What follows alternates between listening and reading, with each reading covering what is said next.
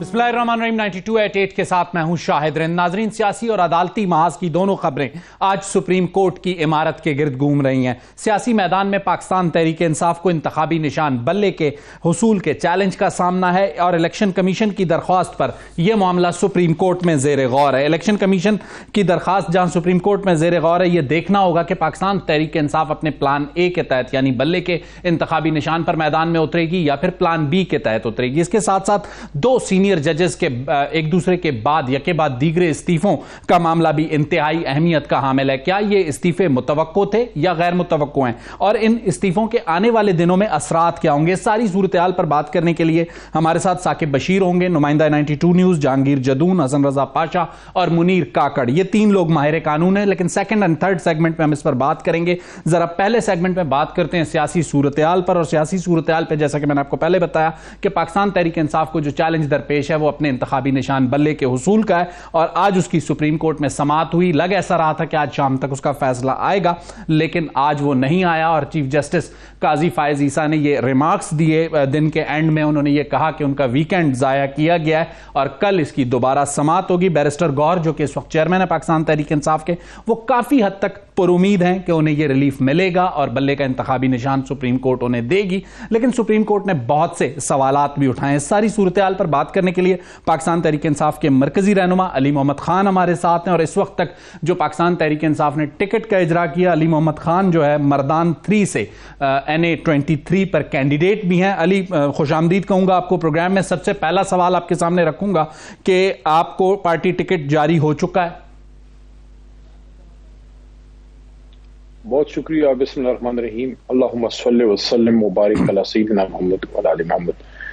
जी, अल्लाह का एहसान है और मैं शुक्रगुजार हूँ कि अल्लाह ने इज्जत रखी और टिकट मुझे तीसरी बार जारी हुआ है, और अल्लाह ने चाहा तो ये हैट्रिक हो जाएगी अल्लाह के करम से। वैसे मेरे हल्के से हैट्रिक ऑलरेडी हो चुकी है। सही। 13 में अल्लाह ने मुझे कामयाबी दी, 18 में दोबारा अल्लाह ने मुझे कामयाबी दी, और 22 के ज़िमनी इलेक्शन में फिर खान साहब खुद, इमरान खान साहब मेरे हल्के से वो जीते थे। मेरी हमेशा ये दुआ रहती है शाहिद भाई कि मैं अपने जलसों में भी यही कहता था कि अगर मेरी जीत में मेरे मुल्क, मेरे दीन की बेहतरी है तो मुझे वो जीत चाहिए।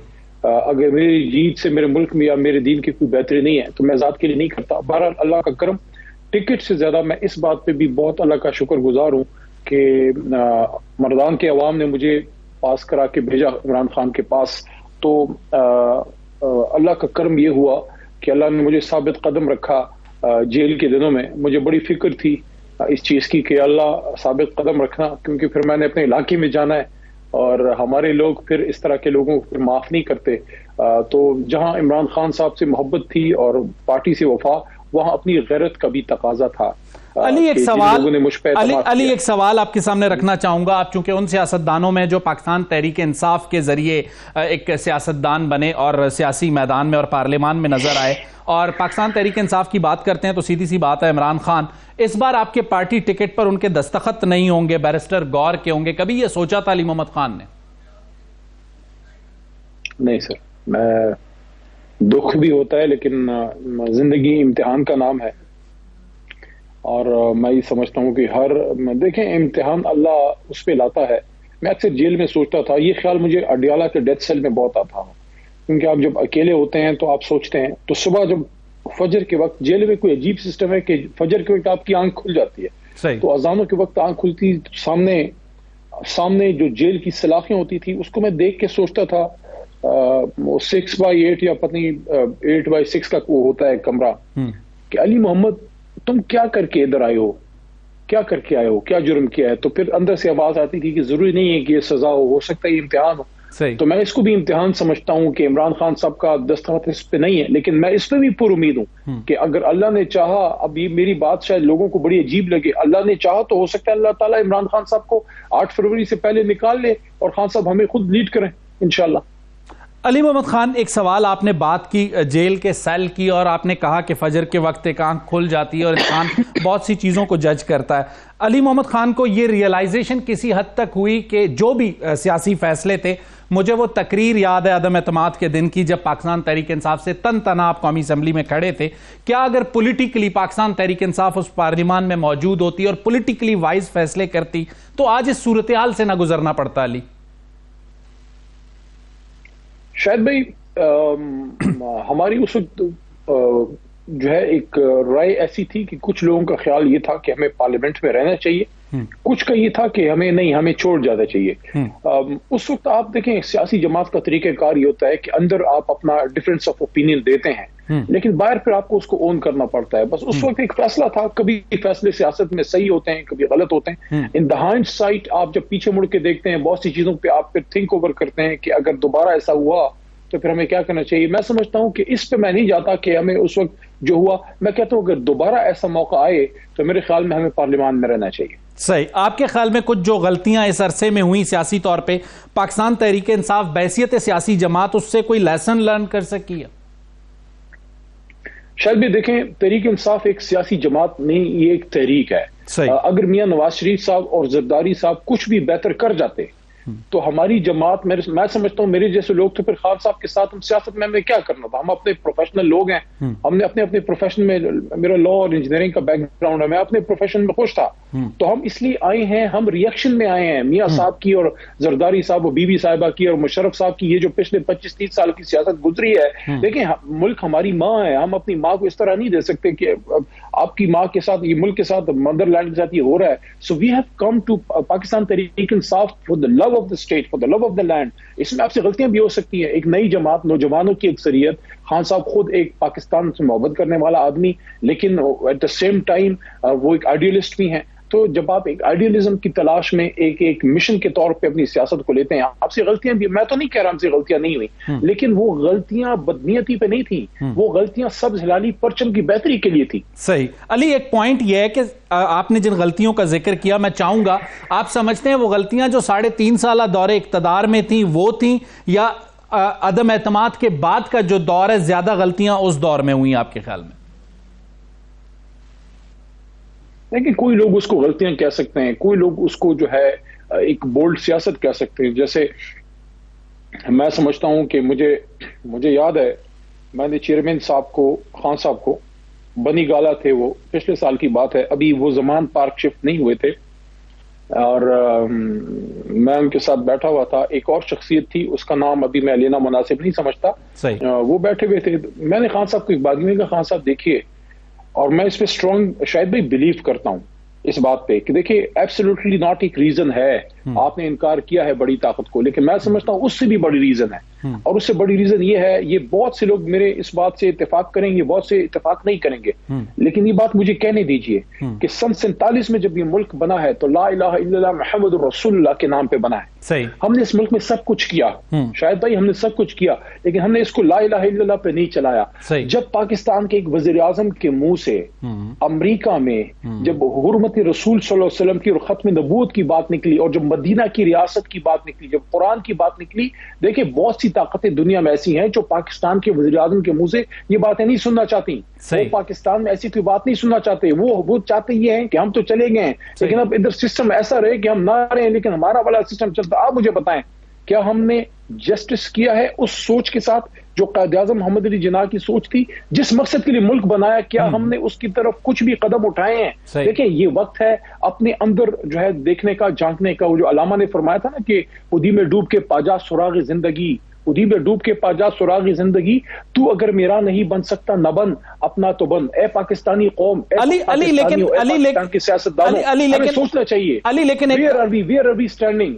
देखें, मुझे कहने दीजिए शायद भाई, मुझे कहने दीजिए कि अभी कुछ दिन बाद आप एक जनरल इलेक्शन में जा रहे हैं, आप 25 करोड़ है भाई, हम न्यूक्लियर स्टेट हैं, दुनिया की सब ताकतें हमारी तरफ देखती हैं, अपने आप को अंडर एस्टिमेट ना करें, हम बहुत बड़ी ताकत बन सकते हैं, लेकिन हम क्या कर रहे हैं? एक जमात के पीछे पड़े हुए, एक लीडर के पीछे पड़े हुए, एक को तो फांसी चढ़ा दिया, दूसरे को हमने अंदर डाला हुआ है, और उसको एक वो आदमी जो 50 साल से बेवतन पाकिस्तानी है, उसको हम दहशतगर्दी और पत्नी किन किन चार्जेस में, ये कब तक हम अपने हीरोज के साथ करते रहेंगे? सही हो गया। बंदो अली, लेकिन एक काउंटर आर्ग्यूमेंट यह है, जो बात आपने की, जो जिसे मैं समझ सका हूं, हो सकता है गलत या मिसअंडरस्टैंड कर रहा हूं, आपने बात की रियासत मदीना की, आपने कहा पाकिस्तान कलमे के नाम पे बना, लेकिन आपको जो 2018 में हुकूमत मिली, आपने बात की थी तब्दीली लाने की, आपने बात की थी जिसे कहते हैं गवर्नेंस के सिस्टम को बेहतर करने की, इंसाफ के सिस्टम को बेहतर करने की। 3.5 साल में आपकी जमात कोई ऐसा कारनामा क्यों नहीं कर सकी कि आज आपको अमेरिकन साजिश साइफर का बयानिया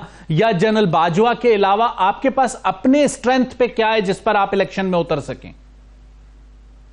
ये आपने शायद सब बहुत जबरदस्त बात की है। देखें, हमारे पास बहुत कुछ है कहने को, लेकिन माहौल ऐसा बना दिया गया है पाकिस्तान की सियासत में कि पाकिस्तानी सियासतदान, मैं कहता हूं, देखिए मैं अपोजिशन में भी रहा हूं, मैं हुकूमत में वजीर भी रहा हूं, बिल्कुल, मैं आपको ये लिख के कहता हूं कि मैं जब वकालत करता था, क्योंकि वजारत में फिर आप वकालत ऑफिस आपको बंद करना पड़ता है, जब the moment I became a minister, मैंने इस्लामाबाद में अपना जो छोटा सा एक गरीबाना सा चैम्बर था वो बंद कर दिया। MNA बनने के बाद मर्दान में मेरी वकालत वो बंद हुई, इधर आके फिर अपना चैम्बर, क्योंकि एज अ वजीर आप नहीं कर सकते। मैंने देखा कि पाकिस्तान में हर किसी आदमी के पास उसके ओहदे की वजह से कुछ ताकत है।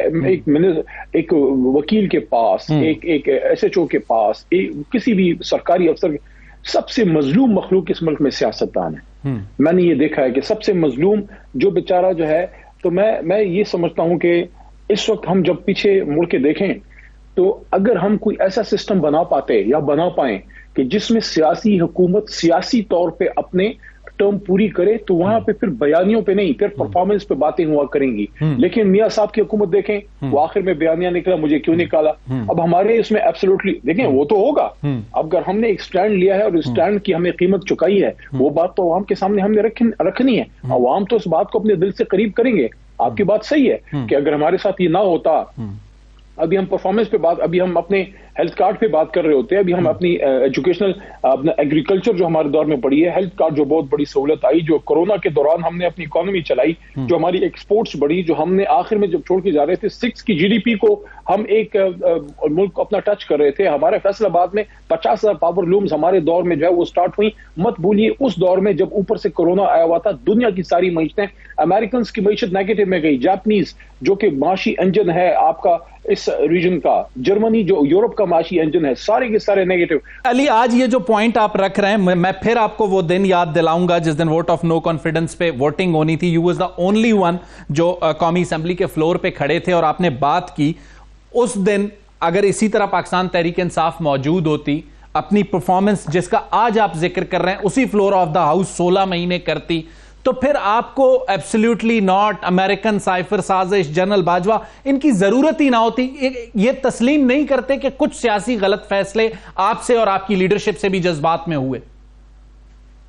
नहीं, उस वक्त तो आपने वो नैरेटिव पेश रखना था। देखें, मैं आपको आपकी एग्जांपल देता हूं कि आप अब अपने एक बहुत ही बड़े चैनल पर बैठे हैं, अल्लाह आपके चैनल को आपको तरक्की दे, आप इसमें अच्छा प्रोग्राम करते हैं, खुदा ना करे मेरे मुंह में खाक, कल को आप रोड पे आपके साथ कोई ज्यादती हो जाती है, कोई नुकसान आपका कर देता है, तो आपने फिर आके ये अपनी परफॉर्मेंस नहीं बतानी कि मैं इतना जबरदस्त एंकर हूं, मैं इतना अच्छा प्रोग्राम कर, मेरा ऐसे चैनल है। जो आपके साथ हुआ है आपने फिर उस मौके पे वो बताना है। तो हमारे पास तो बहुत कुछ था बताने को, हमें तो बताने जोगी छोड़ा नहीं। हमारे साथ जो हुआ, रात के 12 बजे किसकी हुकूमत जाती है, वो डायरी उठा के मलंग आदमी घर चला गया, कौन, उसने तो अपने घर को भी कभी, देखें, एक आदमी जिसने अपने घर को कभी कैंप हाउस डिक्लेयर नहीं किया, जिसको दुनिया उसकी एक कॉल पे करोड़ों रुपए, क्या आप समझते हैं कि ये पाकिस्तानी खुदा न खास्ता ये दिमाग से फारिग है? बिल्कुल ठीक, करोड़ों अरबों रुपए उसके एक कॉल पे, क्योंकि वो ट्रस्ट करते हैं, बिल्कुल उसको पैसे देते हैं। आपने उसको बेचारे को एक बूढ़े किस्म के करप्शन केसेस पे हमने डाला है। मैं तो पहले दिन से, जब से शायद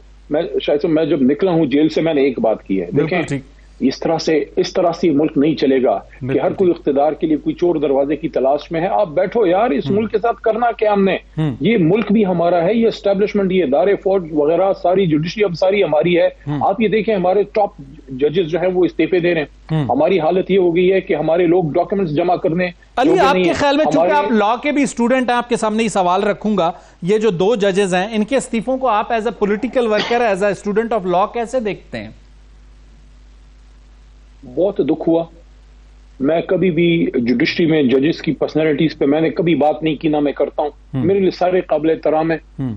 मुझे आज भी अपने उस्ताद मोहतरम मरहूम अब्दुल्ला जान सानी साहब जो बहुत बड़े स्टॉलवर्ट थे सिविल लॉ के मर्दान से, उन्होंने मुझे एक बात सिखाई थी कि बेटा कभी जज से लड़ाई ना करना, अपना आर्गुमेंट आप प्लीडिंग करते रहना।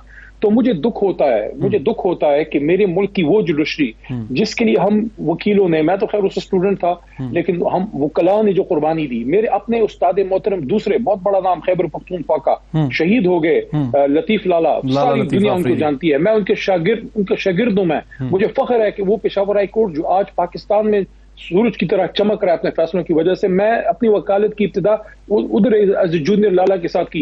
लाला शहीद होकर चला गया, उसकी टांग जब मजदूर हुई तो जुडिशल मूवमेंट में, तो हमने इस जुडिशरी के लिए कुर्बानी दी है, हमने बातें नहीं की। आज मुझे बड़ा दुख होता है कि वो जुडिशरी जिसके लिए हम मुशर्रफ दौर में एक डिक्टेटर के सामने हमारे सियासी कारकुन, हमारे वकला, मेरा लीडर इमरान खान जेल गया, आज वहां इस तरह के मैं नहीं कहता, मैं किसी पर उंगली नहीं उठा रहा, मैं सिर्फ ये कह रहा हूं कि बहसियत पाकिस्तानी और बहसियत वकील मुझे दुख होता है कि मेरी टॉप सब सुप्रीम कोर्ट से मेरे ऑनरेबल जजेस जो हैं वो इस्तीफे देके इस तरह से जा रहे हैं। इससे क्या तासुर, मुल्क में क्या तासुर जा रहा है? मैं समझता हूं इन चीजों अली भाई एक सवाल जो देनी होगी, ये क्यों ऐसे हो रहा है? बिल्कुल ठीक अली, एक सवाल आपके सामने रखना चाहूंगा, और वो सवाल लाजमी सी बात है आपके इंतखाबी निशान के हवाले से, और सुप्रीम कोर्ट में मामला जेर समाअत है, तो आपको बैरिस्टर गौहर की तरह यह उम्मीद है कि आइंदा 1-2 रोज में जब भी इसका फैसला आएगा आपके पास बैलेट पेपर पर इंतखाबी निशान बैट होगा प्लान ए के तहत? देखिए, मैं आई एम एन ऑप्टिमिस्ट। सारे जो मुझे लोग जानते हैं, मुझे अक्सर कहते हैं तू यार जरूरत से ज्यादा ही पुरुमीद आदमी है। मैं हमेशा आधा गिलास भरा हुआ देखता हूँ। मुझे उम्मीद है काजी फायज ईसा साहब जो खुद भी मुश्किलात से होके गुजरे वैसे, तो वो इसमें इंसाफ होगा। और ये एक we are the cross roads of our democratic. लेकिन अली भाई एक आपके पास 30 सेकंड्स है, प्लान बी के तहत जमीयत उलमाए पाकिस्तान तहरीक इंसाफ का प्लान बी होगी या फिर इंडिपेंडेंट? बड़ा मजेदार सा प्लान भी है, बहुत ही क्यूट सा है, लेकिन वो अभी मैं बताऊंगा नहीं। सही। हम पुरुमीद है कि हमारा बल्ला हमारे पास रह जाएगा। ये बात मेरी यहाँ नोट कर लीजिएगा, आपको ये फिर कल शाम शायद याद आए, लेकिन अल्लाह करे इस बात की नौबत ईद आए और अल्लाह करे बल्ला खिलाड़ी के साथ रहे। क्योंकि मैं हमेशा एक बात कर रहा हूं, मैं मियां साहब से, जरदारी साहब सबसे ही कहना चाहता हूं कि बल्ला खिलाड़ी खटक साहब के पास है। अली भाई खिलाड़ी खटक साहब के पास है, आप बल्ले पे रहिए। सर खिलाड़ी तो खटक साहब की मिसाल तो उस तमाशाई जैसी है जो सारा मैदान अब चला गया, वो बेचारे अकेले रह गए हैं। उनके साथ अल्लाह वैसे उन पे रहम करे, हमारे तो बुजुर्ग हैं, लेकिन मैं समझता हूं कि उन्होंने अपनी सियासी जिंदगी की सबसे बड़ी सियासी गलती की है। अली मोहम्मद खान साहब आपका बहुत बहुत शुक्रिया, आपने अपना कीमती वक्त हमें दिया, और कल शाम तक आप पर उम्मीद हैं कि इंतखाबी निशान बल्ला बैलेट पेपर पर मौजूद होगा। नाज़रीन, इसका फैसला सुप्रीम कोर्ट ऑफ पाकिस्तान में कल या फिर परसों बज़ाहिर होता हुआ नजर आता है। परसों नहीं, मेरा ख्याल है कल ही हो जाएगा, लेकिन हम प्रेडिक्ट नहीं कर सकते चूंकि अदालती कार्रवाई है, कब तक चलती है, कब तक फैसला होता है। लेकिन यह चैलेंज है पाकिस्तान तहरीक इंसाफ के लिए, और इसका नतीजा सुप्रीम कोर्ट से ही आना है। लेंगे एक छोटी सी ब्रेक, और ब्रेक के बाद आएंगे तो जरा बात करेंगे 2 सीनियर जजेस के इस्तीफों के मामले पर, और इस पर हमारे साथ होंगे साकिब बशीर, जहांगीर जदून, हसन रजा पाशा और मुनीर काकड़। देते हैं एक छोटी सी ब्रेक।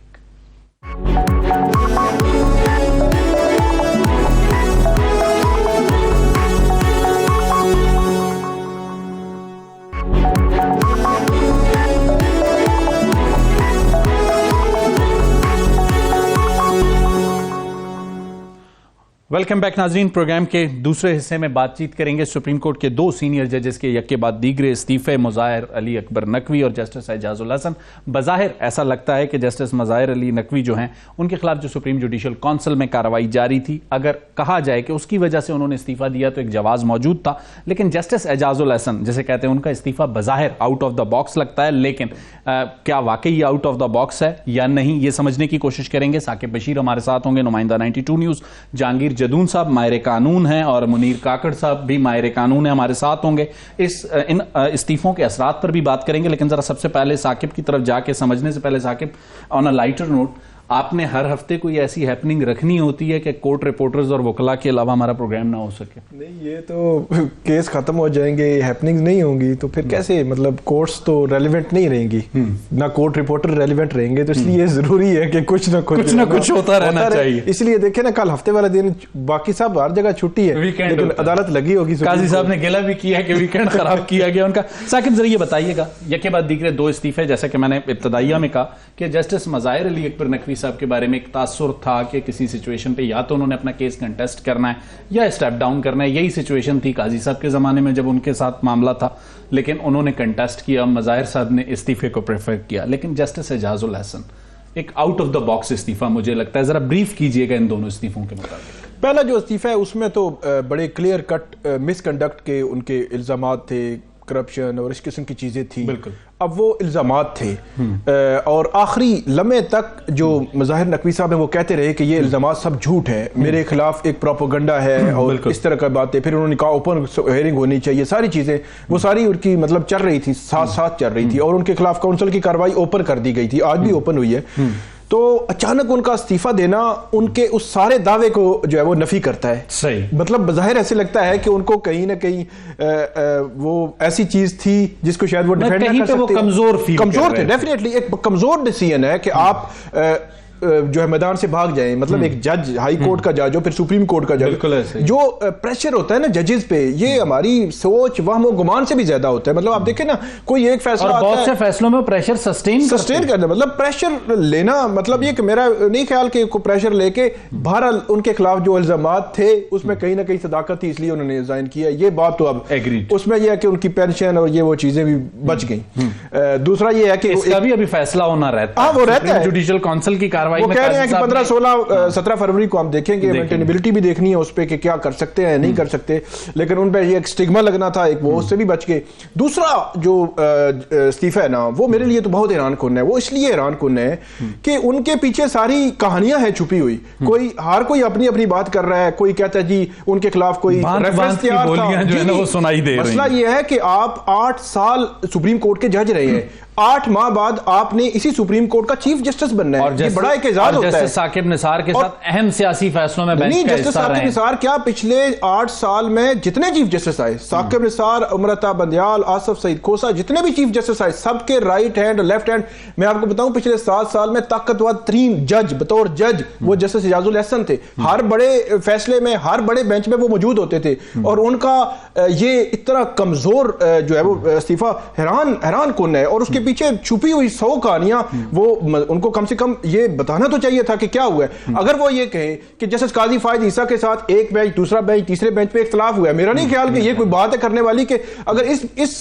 पैरामीटर पे आप जाएंगे तो जस्टिस काजी फायद ईसा के खिलाफ जब रेफरेंस चल रहा था तो 3 साल तो वो किसी बेंच में नहीं थे, किसी मेन बेंच में नहीं, सीनियर प्यूनी जज होते हुए आखिरी साल जो है उनको बेंच में नहीं रखा गया, किसी बड़े फैसले में नहीं थे, कहीं पे वो एग्जिस्ट नहीं करते थे। इवन उनके खिलाफ रेफरेंस, प्रोपेगेंडा, पता नहीं क्या क्या था।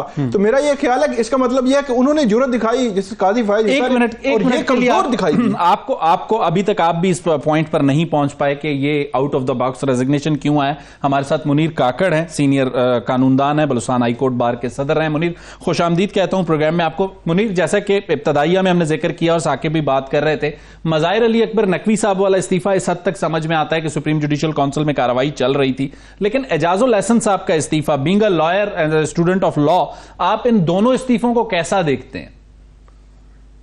शाहिद साहब, आपकी मेहरबानी, क्योंकि मैं जो सफर में हूँ, थोड़ा सा बात तो बिल्कुल क्लियर है। जो अभी कुलीग जो बात कर रहा था, उसके मज़ाहिर अली नकवी साहब के रिजर्वेशन के पीछे तो एक थोड़े से मुहरिकात तो नजर आ सकते हैं या महसूस किया जा सकता है, लेकिन दूसरा जो है वो अनएक्सपेक्टेड है। लेकिन अनएक्सपेक्टेड चीजें पाकिस्तान के अंदर इस किस्म के होना ये भी मानेखेज होते हैं। अल्लाह न करे कि क्यों इस किस्म के वाक़ियत, अगर इसके पीछे है भी कोई मोहरिकात, तो मेरे ख्याल में ये तो पब्लिक के सामने आना चाहिए। इस तरीके से गुम खाते में अगर चीजें इसी तरीके से चलते रहेंगे तो मेरे ख्याल में ये इंस्टीट्यूशंस की तबाही के लिए मेरे ख्याल में ये चीजें बस हैं। सही कि अगर आप एक पोजीशन पे रह करके 8 साल सुप्रीम कोर्ट में और आने वाले जो तकरीबन मिला करके 8 महीने, ये 11 महीने आप चीफ जस्टिस अभी आने वाले वक्त में, लेकिन कोई रीजन न दे करके, ये भी तो एक सस्पेंस है। और ये सस्पेंस जो है ये तो मेरे ख्याल में माशरे के लिए भी और इदारों के लिए भी मेरा तबाही के मेरे ख्याल में ये मुहर्रिकात में शामिल होंगे। मुनीर, आपसे ये सवाल करना चाहूंगा कि जैसा कि हमने देखा कि जस्टिस काजी फायज ईसा साहब जो सुप्रीम जुडिशियल काउंसिल को हेड भी कर रहे हैं, उन्होंने भी यही तासुर दिया है कि इस्तीफे पे जो है ना मामला खत्म नहीं किया जा सकता, फैसला किया जाएगा। फिलहाल उन्होंने ये बात जस्टिस मज़ाहिर अली अकबर नकवी साहब वाला जो रेफरेंस है उसमें किया है। तो बीइंग अ लॉयर, आप समझते हैं कि वाकई सुप्रीम जुडिशियल काउंसिल को यह कार्रवाई जारी रखनी चाहिए और अपने फाइंडिंग्स देनी चाहिए इस रेफरेंस में? बात यह है कि जब तक आप एक चीज की वजूहत, चलो मज़ाहिर अली नकवी साहब की तो एक रीजन समझ में आ रहा होगा, वो अपने आप को डिससेटिस्फाई या उसे अपने आप को ये एक्सपेक्ट नहीं करो कि जो सुप्रीम जुडिशियल काउंसिल से मुझे इंसाफ के तवक्को, या वो एक अपना स्टांस ले सकता है। लेकिन रिजिग्नेशन के बाद ये दूसरा रिजिग्नेशन आना, ये भी एक सवालिया निशान है। उनके पीछे क्या चीजें हैं? बिल्कुल अभी बात यह है कि अगर आपने इदारों को बनाना है और माशरे को सुधारना है, बात ये इस वक्त पूरे पाकिस्तान के अंदर जो पब्लिक है वो इस चीज के ऊपर, ये जो चेक एंड बैलेंस और एहतिसाब का पॉलिटिकल पार्टीज का ले लो, अभी 3 साल तक पहले वो इख्तिदार में थे, आज वो किस हालत में है? जो पहले 3 साल पहले जो जिस तरीके से सजा याफ्ता थे वो आज इस पोजीशन पे हैं। और हमारे जुडिशरी के अंदर भी अगर यही चीजें चलते रहे, मेरे ख्याल में फिर तो इदारे कभी भी नहीं बन सकेंगे और ना हमारे मुल्क जो है पी पैटर्न पे या स्ट्रीमलाइन पे चला जा सकेगा। ये तो मेरे ख्याल में और तबाही की तरफ हम जा रहे हैं। मुनीर, एक मिनट के लिए आपको रोकूंगा, जहांगीर जदून साहब को भी शरीक गुफ्तगू करूंगा। जहांगीर जदून साहब, साकिब ने जो पॉइंट्स रखे वो आपके सामने है। मुनीर इस बात में वेरी क्लियर है कि इस्तीफों की वजूहात क्या हैं, ये सवालिया निशान हटने चाहिए। आप इन इस्तीफों को कैसे देखते हैं और इनके असरात को कैसे देखते हैं? नहीं देखो इस तरह इन्होंने दोनों बात की, ये बात ठीक है। एक का तो कंफर्म था कि वो उन्होंने पहले कहा जी, ये वकील भी बड़े, पूरे पाकिस्तान के 4-5 बड़े तकड़े वकील उन्होंने हायर कर लिए, वो लड़ना चाहते थे। लेकिन मेरे ख्याल में उनका जो मटेरियल था या उनका जो उनके खिलाफ जो एलिगेशन में एविडेंस थी वो ऐसी स्ट्रांग थी। उसकी वजह ये कि देखें, कोई जज अगर अपराइट होगा, वो रूल ऑफ लॉ के लिए काम करेगा, ऑनेस्टली काम करेगा, तो जितनी हमारी बार एसोसिएशन है उसके साथ खड़ी हो जाएंगी, बार काउंसिल खड़ी होंगी। आप पाकिस्तान की जुडिशियल हिस्ट्री में देखें, जज जो है वो वकला के बगैर सस्टेन नहीं कर सकते। बिल्कुल। काजी फाइज के खिलाफ अगर बेशक वो जितने भी अपने आप को समझ लें कि मैं ये था मैं वो था, लेकिन अगर वहां पे देखे ना, वकला अगर किसी जज का साथ ना दे तो उसमें कोई रीजंस होती हैं। क्योंकि वकला जिस तरह साफी रोजाना जाते हैं कोर्ट्स में, इनको पता होता है कौन सा जज जो है किस तरह काम कर रहे हैं, किसका प्रेशर ले रहे हैं, सही काम कर रहे हैं। तो मेरे ख्याल में जो जज जो है वो मेरिट पे काम करते हैं ना, वो रिजाइन से मतलब रिजाइन नहीं करते, वो डट के फिर मुकाबला करते हैं। जहांगीर जदून साहब, आपने एक अहम नुक्ता दिया है, जरा 1 मिनट के लिए आपको यहाँ रोकूंगा। साकिब, जहांगीर जदून साहब ने 2 पॉइंट्स बड़े अहम कहे। उन्होंने काजी फायज ईसा साहब का जो मामला है उसका क्रेडिट भी तमाम वकला तंजीमों को दिया है और इस वक्त भी 2 इस्तीफे हैं। तो इस वक्त वकला तंजीमों की बॉडी लैंग्वेज आपको कोर्ट में क्या लग रही है एज अ कोर्ट रिपोर्ट? ये जदून साहब जब ये कह रहे थे ना कि वकला ने जो काजी फायज ईसा का बहुत साथ, नो डाउट वकला ने, सिविल सोसाइटी ने, सहाफती तंजीमों ने उनका जो है वो साथ दिया।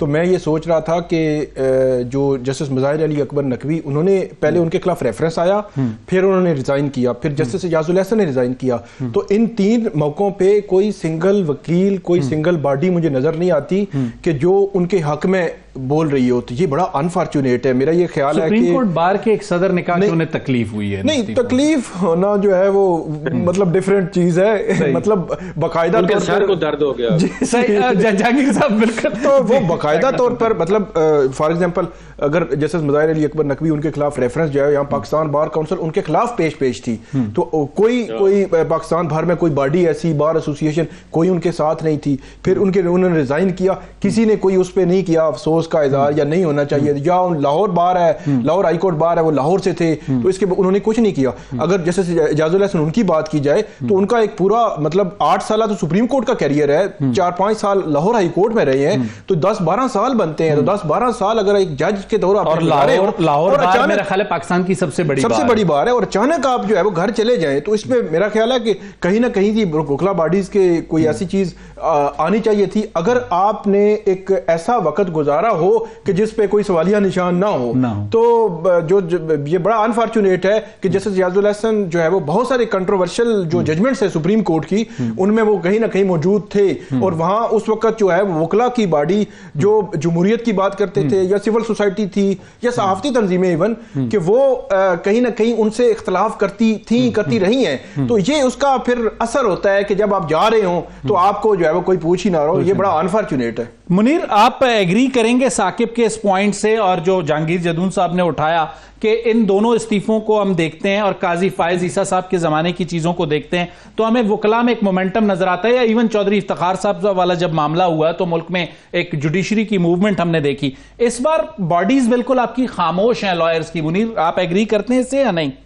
बात तो ये इसमें तो दो चीजें में, एक चीज तो बिल्कुल क्लियर है और सबके जजेस के ऊपर और हमारे खिलाफ बिल्कुल सिविल सोसाइटी सबके लिए क्लियर होनी चाहिए, चाहे चौधरी इफ्तिखार के मोमेंट से लेकर के काजी साहब के बिल्कुल 100% बार अगर किसी ना वो जज के साथ जज का नहीं है, अगर आईन के साथ जज खड़ा है या कानून की सुपरमेसी के लिए खड़ा है, बार ने हमेशा वही स्टांस किया हुआ है और बार के ऊपर तो लोग बातें करते रहते हैं। आज बार ने अपनी हैसियत और वो जो पोजीशन है वो बिल्कुल वाजे कर दिया है कि जो आईन के साथ खड़ा है बार उसके लिए खड़ा रहेगा और खड़ा था और खड़ा रहेगा। लेकिन जहाँ पर इस किस्म की चीजें होंगे तो बार जो है विजिलेंट है, इसमें बिल्कुल शक नहीं है, इसमें दो राय है ही नहीं कि बार अगर वहाँ पर भी अगर उसका ना किसी बार काजी के साथ काजी की मोहब्बत में नहीं था, वहाँ पर एक लीगल पोजीशन थी, चौधरी इफ्तिखार के वक्त में भी थी। ये अलग बात है कि चौधरी इफ्तिखार की तहरीक और साथ साथ कुछ काजी साहब के अभी मौजूदा कुछ इस तरह की केसेस है जजेस के वकला के साथ जो रवैये के ऊपर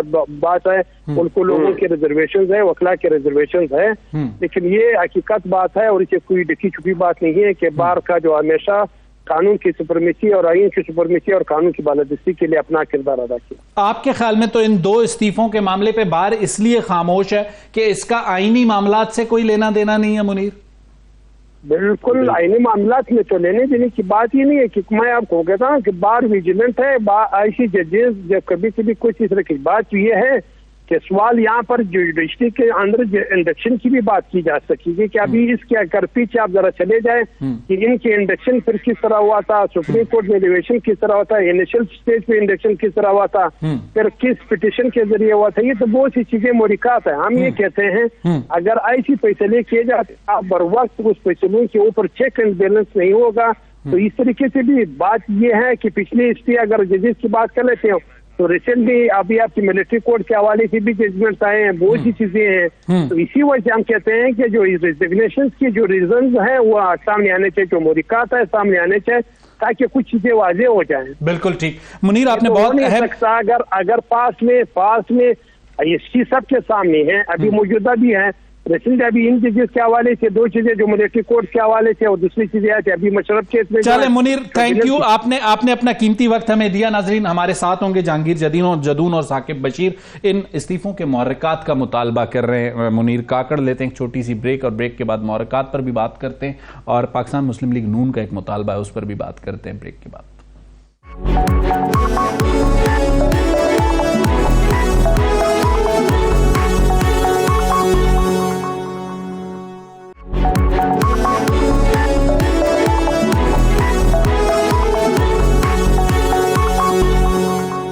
वेलकम बैक नाजरीन। प्रोग्राम के लास्ट सेगमेंट में हमने बात करनी थी मुनीर काकड़ के उस नुक्ते पर जो उन्होंने बात की कि इन इस्तीफों के मुहर्रिकात क्या हैं, ये अवाम के सामने आना चाहिए। काजी फायज ईसा साहब सुप्रीम जुडिशल काउंसिल की कार्रवाई में ये कह चुके हैं कि मज़ाहिर अली अकबर नकवी साहब के खिलाफ जो रेफरेंस है उसकी फाइंडिंग्स दी जाएंगी। हसन रजा पाशा साहब ने प्रोग्राम के लास्ट सेगमेंट में हमें ज्वाइन कर लिया, खुशामदीद कहता हूँ उन्हें।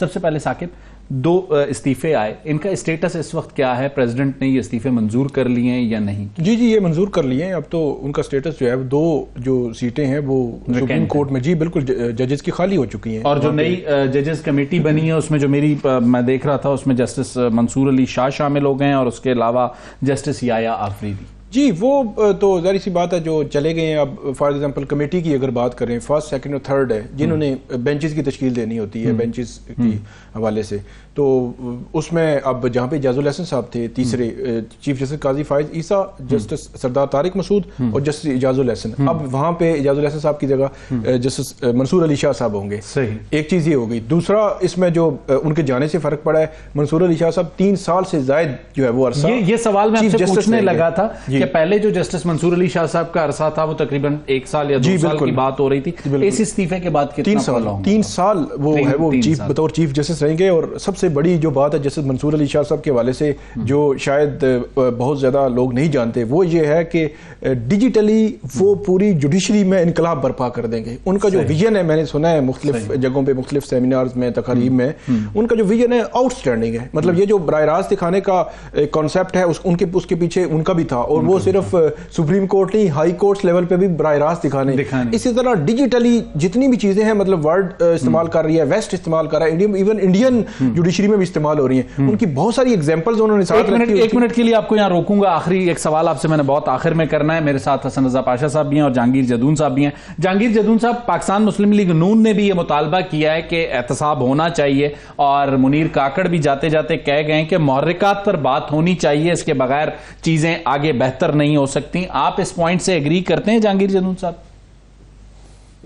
नहीं, देखें, एहतसाब तो अक्रॉस द बोर्ड होना चाहिए ना, हर एक केस में। एक बंदा, ये अभी देखें ना, मुज़ाहिर नकवी साहब का जब इशू आया तो इसमें सबसे पहले आप लोगों के जो सोशल मीडिया, डिजिटल मीडिया में बड़ी बातें हुई कि जी एक देखें कि जज करप्शन करता है और उसके अगेंस्ट मटेरियल भी है, एविडेंस स्ट्रांग है, तो वो अगर उसके पास डिफेंस नहीं है तो वो रिजाइन करके अपनी मुराद जो है 10 लाख 11 लाख रुपए पेंशन, वो 10% पेंशन बढ़ती भी एनुअल, तो वो फिर पेंशन दूसरी मुराद लेके चला जाता है। और ये मुराद कहाँ से आती है? ये टैक्स पेयर मनी है, गरीब लोगों का पैसा है। जो आज ब्रेड और रस्क जो बिल्कुल बेसिक चीज है, उसमें भी 18% सेल टैक्स लगा हुआ है। आप तहजीब बेकरी से जाएं तो ब्रेड के भी 18% हर जगह पे टैक्स लगे हुए हैं। तो ये पैसे हैं वो जो जज ले रहे हैं पेंशनें। तो आप देखें ना, एक बंदा अगर करप्शन करता है तो इस पे कोई होना चाहिए कि एक जज आपके ख्याल में सुप्रीम जुडिशियल काउंसिल की जो फाइंडिंग्स होंगी वो अहम होंगी, या जैसे आज अटॉर्नी जनरल ने सुप्रीम जुडिशियल काउंसिल को यह बताया कि आफिया शहरबानो जो केस है उस पे अपील में जाना चाहती है फेडरल गवर्नमेंट, और अगर अपील में जाती है, चूंकि काजी साहब ने 15 फरवरी के बाद की उसके समाअत मुलतवी कर दी है, तो उस अपील के नतीजे में क्या नताइज निकलेंगे? जी जी, फिर मेरे ख्याल में उस अपील को लगता है उसके सुनने के बाद जो भी रिजल्ट आएगा उसके बाद फिर कार्रवाई जारी रहेगी। फिर मेरे ख्याल में कोई उसके लिए एक रास्ता बन जाएगा कि फिर एक प्रेसिडेंट सेट हो जाएगा कि कोई जज जो है वो फिर रिजाइन करके अपने उसके अगेंस्ट एलिगेशन है उससे भाग नहीं सकेगा। ठीक, तो जो जज जो है वो अपराइट होगा, कॉन्स्टिट्यूशन के साथ खड़ा होगा, उसके साथ बारें भी खड़ी होती हैं। बिल्कुल ठीक हो गया। हसन रजा पाशा साहब, हसन रजा पाशा साहब की तरफ जज जो है, जहांगीर जदून साहब, 1 मिनट के लिए आपको रोकूंगा, नून लीग वाले मुतालबे पे दोबारा आपके पास आऊंगा। हसन रजा पाशा साहब की तरफ जा रहा हूं। हसन रजा साहब, दोनों इस्तीफों को पहले आप कैसे देखते हैं? और मुनीर ने और साकिब बशीर ने पहले सेगमेंट में यह पॉइंट आउट किया है कि इन दोनों इस्तीफों पर बार काउंसिल, सूबाई, फेडरल सब खामोश हैं। इस खामोशी की वजह क्या है हसन रजा पाशा साहब? वाह जी वाह, क्या बात आपने की है। और खामोश हम क्या करें? हमने तो रेफरेंस फाइल किया जनाब जस्टिस मुज़ाहिर अली अकबर नकवी साहब के खिलाफ। बिल्कुल ठीक। और हम तो उनके निकालने वाले हैं, हमने क्या उन पे करना है? कमाल। अच्छा, बिल्कुल आप निकालने वाले हैं, आप क्रेडिट ले रहे हैं। अगला हसन रजा पाशा साहब, जस्टिस एजाजुल एहसन। सर पूरी बात सुने सर। 21 फरवरी 2023 को पाकिस्तान बार काउंसिल ने तमाम प्रोविंशियल बार काउंसिल के चेयरमैन और वाइस चेयरमैन को बुलाया इस्लामाबाद में। वहां पे हमारी मीटिंग हुई। मुत्तफिका तौर पे ये तय पाया कि सबसे पहले Pakistan bar council reference file करेगी मुज़ाहिर अली अकबर नकवी साहब के खिलाफ, फिर बाकी 5 बार काउंसिल, सूबाई bar council, Islamabad bar council file करेगी।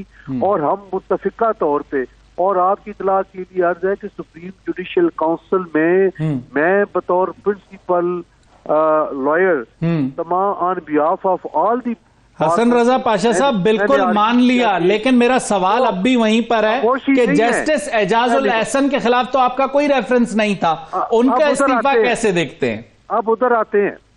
बात यह है कि जस्टिस एजाजुल एहसन साहब के खिलाफ कोई रेफरेंस नहीं था, ना ही हम कोई तैयार कर रहे थे और ना ही हम इस हवाले से आगे बढ़ रहे थे। लेकिन सिर्फ ये हुआ कि जो कल की प्रोसीडिंग्स हैं सुप्रीम जुडिशल काउंसिल की, और उसमें जब प्रोसीड किया काउंसिल ने कि आर्टिकल 209 के मैं कहीं भी नहीं लिखा कि कोई जज अगर रिटायर हो जाए, इस्तीफा दे दे, तो उसके खिलाफ रेफरेंस जो है वो खत्म हो जाता है, क्योंकि सब क्लास 6 आर्टिकल 209 उसमें वाज़े तौर पे लिखा है कि जब कोई शिकायत आ जाती है, सुप्रीम जुडिशल काउंसिल कॉग्निजेंस देती है, तो फिर फाइनली वो रिपोर्ट पेश करेगी सदर पाकिस्तान को। और उसमें दो चीजें हैं 209 में, एक या तो रिमूवल होगी उस जज की या रिमूवल नहीं होगी, दरमियानी राह कोई नहीं है। सही। तो जो सुप्रीम जुडिशल काउंसिल रिपोर्ट भेजेगी सदर मुमलकत उस पर अमल करेंगे। अगर रिमूव करना है तो, लेकिन मेरा सवाल अब भी वही है कि जस्टिस एजाजुल एहसन का इस्तीफा क्यों? अब मैं आ रहा हूं उस तरफ। कुछ महीना 1.5 महीने से कुछ गॉसिप्स हो रही थी इस्लामाबाद में कि शायद जस्टिस एजाजुल एहसन साहब के खिलाफ कोई रेफरेंस आ रहा है। हमें समझ नहीं आ रही कि कौन आ रहा है, क्योंकि हम तो नहीं। हयात होटल वाला कोई रेफरेंस तो नहीं था? कोई ये भी और कुछ और भी है, मुझे अब इतना नहीं डेप्थ में मैं नहीं गया, शायद कुछ अर्से बाद बातें बाहर निकल आई। लेकिन कल की प्रोसीडिंग्स की वजह से उन्होंने यही मुनासिब समझा कि बजाय इसके कि रेफरेंस हो और मैं उसके बाद उस दौरान अगर इस्तीफा दूंगा तो फिर मेरे साथ भी यही होगा जो कि मज़ार अली अकबर। 1 मिनट के लिए हसन रजा पाशा साहब आपको रोकूंगा और शरीके गुफ्तगू करूंगा साकिब बशीर को। साकिब, 2 अहम पॉइंट्स थे जो एक मुनीर ने उस वक्त हाईलाइट किया, वो था कि जिस तरीके से एलिवेट होकर जजेस आए उस तरीकाकार को भी देखने की जरूरत है। इन इस्तीफों के बाद कोई और मजीद इस्तीफा आपको नजर आता है? खासकर ये जो एलिवेशन वाला मैटर है ये भी बड़ा डिस्कस हुआ है। इस्तीफा तो एजाजुल एहसन साहब का भी नजर नहीं आ रहा था, लेकिन अब इस्तीफा नजर आ गया है, उसके पीछे वजह क्या है वो नजर नहीं आ रही। आज दिन भर भी मैंने मुख्तलिफ लोगों से पूछने की कोशिश की जो करीबी उनके जजेस हैं, रिटायर्ड चीफ जस्टिस मुख्तलिफ लाहौर के, तो पता ये चला है कि वो उनकी भी बात नहीं हुई, उनको भी नहीं पता या उनको बताया नहीं गया या उन्होंने मशवरा नहीं किया। तो इतना खुफिया किस्म का वो एक्ट हुआ है कि समझ नहीं आ रही। अब जो अगली बात आपने की कि क्या मजीद इस्तीफे अभी तक तो कोई इंफॉर्मेशन नहीं है, मतलब सुप्रीम कोर्ट की हद तक कि कोई मजीद इस्तीफा जो आ सकता है। लेकिन पिछले 2 दिनों में खासतौर पर कल जो है वो अनहोनी हुई है, तो आगे भी कोई अनहोनी हो सकता है, हो ही जाए चांसेस, क्योंकि ऐसी कोई इंफॉर्मेशन सिंगल 1% भी नहीं है, तो इसलिए ऐसे बात कर देना मुनासिब नहीं होगा।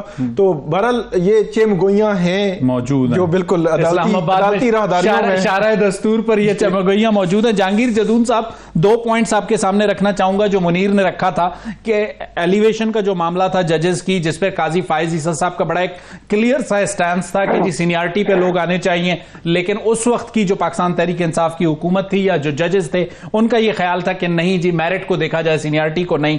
अब आपके ख्याल में कहीं कुछ अरसे में दोबारा वो मामला अप्लाई होने जा रहा है? और दूसरा जो अहम नुक्ता है वो ये है कि आपको मजीद कोई इस्तीफे तो नजर नहीं आ रहे? नहीं, मजीद तो इस्तीफे नहीं आने चाहिए। अगर देखें इस्तीफा को देता है तो उसकी अपनी मर्जी होती है, मर्जी से दे तो ठीक है, लेकिन एक जज के खिलाफ अगर सुप्रीम जुडिशल काउंसिल में कार्रवाई शुरू हो चुकी है, जिस तरह पहले बताया, उसके खिलाफ सॉलिड जो एविडेंस है कि उसने ऐसे मामलात के जो मिसकंडक्ट के जुमरे में आते हैं, तो फिर उसको तो रिजाइन नहीं करना चाहिए ना, उसको फिर रिजाइन, मैंने अभी कहा ना, टैक्स पेयर का पैसा है। अब जज जो है वो मरने के बाद तो उसकी फैमिली भी पेंशन लेती है। मुशर्रफ की जो स्पेशल कोर्ट थी वो किसने खत्म की थी लाहौर में बैठ के? ये अभी डिसीजन आया, आपको 2 दिन भी नहीं गुजरे अभी, तो किस नजवी है अपने इन्होंने नकवी साहब ने खत्म नहीं की थी, और बगैर किसी तो जो हमें नहीं पता, बगैर दायरा इख्तियार के, ये साकिब कुछ ऐड कर रहे हैं ना इख्तियार था ना प्रेयर थी, मतलब सारी मर्दों का पता है। अच्छा, मर्द सारी मर्दों का पता है, लेकिन मेडिकेशन आप और साकिब दोनों मिलकर नहीं कर रहे। हसन रजा पाशा साहब की तरफ जाऊंगा। पाशा साहब, आपके ख्याल में मजीद कोई इस्तीफा आ सकता है या नहीं? और दूसरा पॉइंट, वो जो सीनियरिटी वाले मामलात थे माजी में जो जजेस प्रमोट हो गए हैं, एक थ्योरी ये भी मौजूद थी कि उनके अगेंस्ट भी कोई अपील आ सकती है आने वाले दिनों में।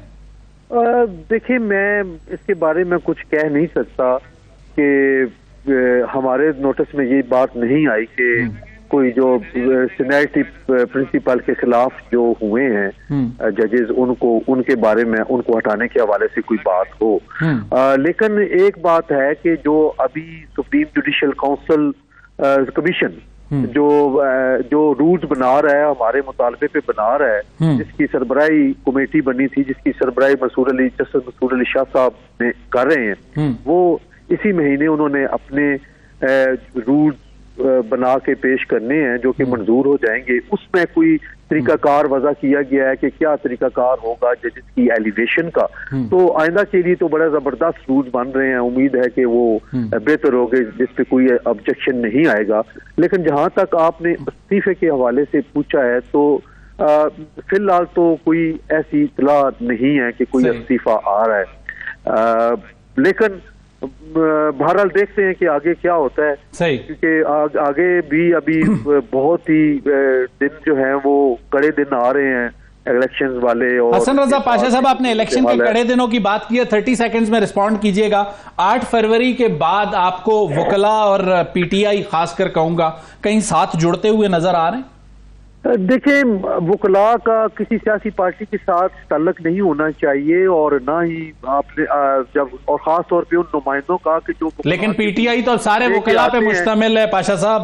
सर जी बिल्कुल ठीक है, लेकिन वो सियासत, मुल्की सियासत कर रहे हैं ना, वो करें।